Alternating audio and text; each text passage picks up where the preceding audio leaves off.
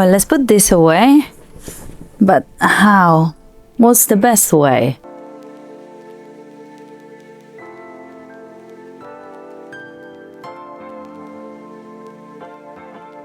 Well, when you like sewing, a trip to the fabric store is something you know it's gonna happen, and buying a few remnants and a few pieces of fabric, it's inevitable. So the problem comes when you come home and you don't know how to organize them and which is the best way. So let's talk about that. Stay until the end and you tell me your thoughts. And if you're new around here, my name's Irene. I like sewing. I upload twice a week. So if you like sewing, clothes, decoration, upcycling, mending, anything, and talking about sewing, consider subscribing because this is an amazing world. So today we're going to see different ways to organize your fabric. I'm going to tell you how I organize my fabrics, and then at the end, I'm going to tell you the best way to organize your fabrics.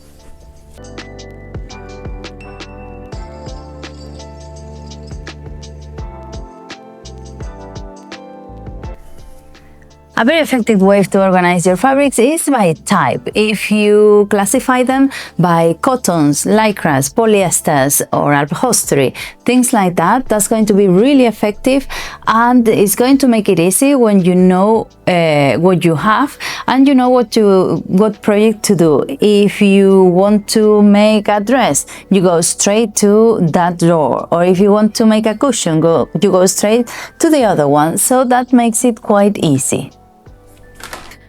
And talking about kinds of fabric, if you like working with one kind only, for example, if you like creative sewing and patchwork and you only buy cottons and poplins, maybe it's best for you to put them by color, to set a drawer and just organize them with different colors. In that way, if you're going to make a handbag in different kinds of reds or a cushion in purples, you know what you have and you go straight ahead to the colors you need.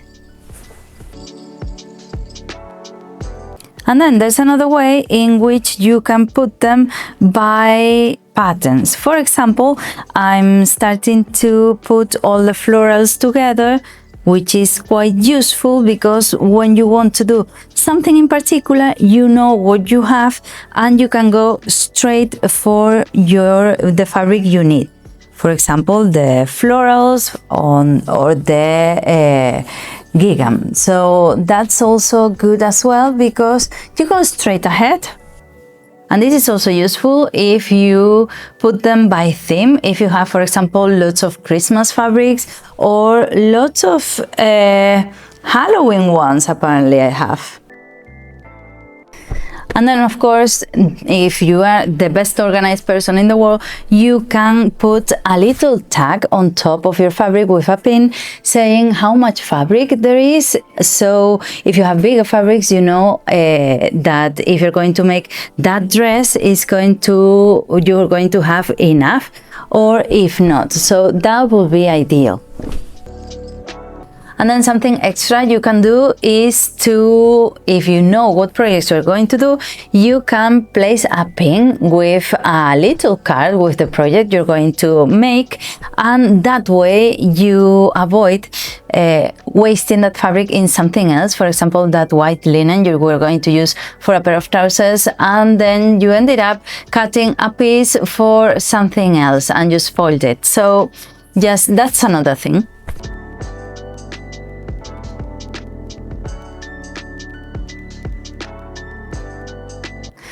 The problem with fabrics is that they are really whimsy. They don't stay in place and it's difficult to keep them organized. Some people make little rolls, some people organize them with a piece of cardboard, like if it was a shop, which is really good because if not, you see how they just lose their shape and your nice neat pile of fabric becomes just terrible. So that's another way. Find it the best way for you to organize them, to fold them, I mean.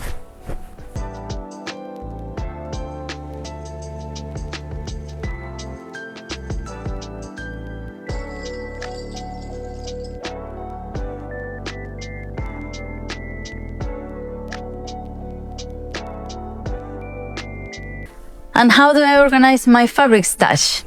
And how do I organize my fabric stash? A bit of everything I've told you. I have upholsteries on one tab, then I have all the polyesters, lycras, and things like that in one drawer, and the cottons in another one. And then the one thing I always do is that the bigger pieces I organize separately to the smaller ones, so I know what I have. And then all the strange stuff I have, like tools and things I don't use that much, sequins and things like that you buy a piece of remnant that you see in the fabric store just to have, I have in a different tab as well, because it's not something I reach for quite often, so they are better on their own. And of course, now that I have lots of pieces of remnants I got not long ago, I'm going to organize them by type, especially the theme ones, the Christmas one and the Halloween's one. I want to have those separately.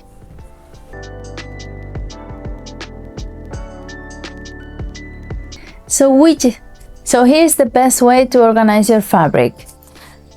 It depends. It depends on your space, if you have a sewing room, if you have drawers, if you have shelving units, or some people like putting them in tabs, in plastic tabs with lids on. That's a good way because it stays in place and you can see what you have from the outside.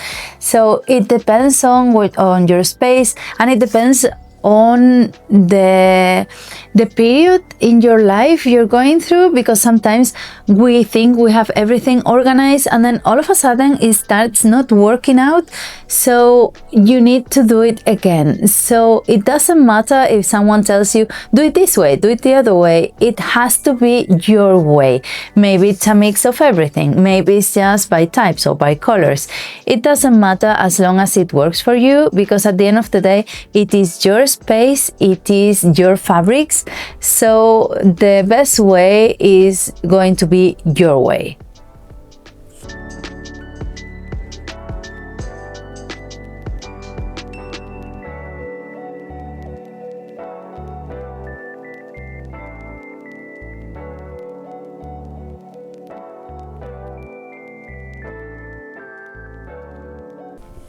So this video was useless because you never told me exactly how I should organize my fabrics or what I should do. It depends so much on everything, on your space, on your taste, on your routines. So don't get stressed out about your fabrics, just enjoy them and try to figure out the best way for you to do it. It doesn't matter really, as long as you're happy with it. No one can tell you it's wrong.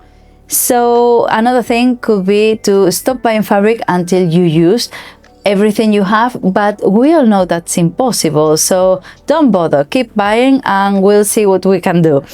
And I'll see you around. Bye. Hey, don't you forget to subscribe, share, comment. I'm on Instagram, so I'll see you around.